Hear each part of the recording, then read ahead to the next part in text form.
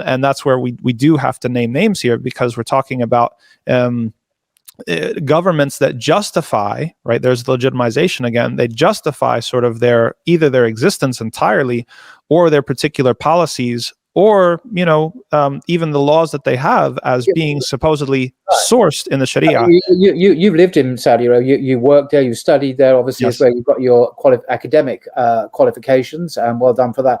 But Saudi Arabia does claim very much to be based. Its constitution is the Quran. I mean, it doesn't claim to be a secular country at all. But they have this unique power sharing arrangement, don't they, between historically the Saudi lineage and the Ibn Wahab, the scholar, of course. So you have this interesting arrangement, which goes back to the beginning of the first Saudi state. And you're saying, by your definition, the ulama there couldn't overthrow the government or get rid of it, because they are locked together in this historic pact, which is the very definition of what it is to be Saudi Arabian, isn't it?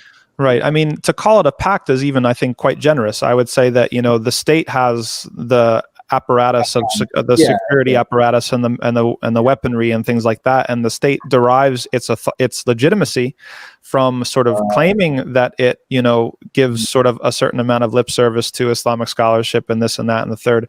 But what's the reality? The reality is that the state completely gets to set the parameters for what religiosity looks like and what it can look like.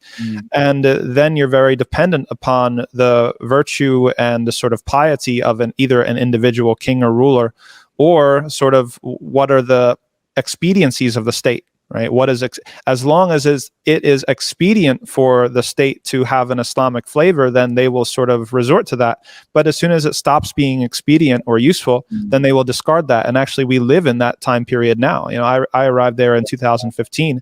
I left in 2020, and the changes that had occurred in those 5 years, were dramatic. And a lot of those changes, it's well known. It's been very, very criticized. But recently we saw Halloween being celebrated, apparently with official approval. We've seen rock concerts.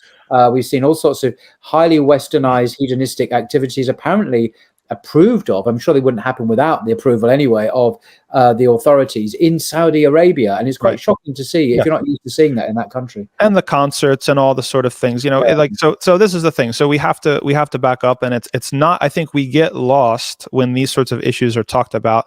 We get lost in the sort of vague language of ruling by the Sharia or not ruling by the Sharia, or what are the ulama doing? Are the ulama sort of like advising them behind closed doors? I think that's a secondary issue compared to who has the ultimate authority. And as long as the state has the ultimate authority, it will use religion and it will use Islam and the scholars and the ulama and everything, as long as they're useful to giving legitimacy towards even their rule in general, or to particular projects or policies that they want. But the second they're not useful, they have that authority. They have the authority to disband the ulama, to stop all the lessons in the haram. They have the authority to go back and revise the textbooks, which they have done recently in Saudi Arabia, and change the curriculum, right? Education, especially, and this is something that Halak gives more importance to in Restating Orientalism. Education is entirely centralized under the state, right? It's not an independent thing that's decentralized, that's under the supervision of the ulama. Yeah. And so that's the difference. If we're talking about the difference between paradigm and source, right? Like that's the trick, and that's the rub, right? Sharia is not just a source of law. It's not just the individual laws. It is an entire paradigm. And there's not a place on earth today where that paradigm exists.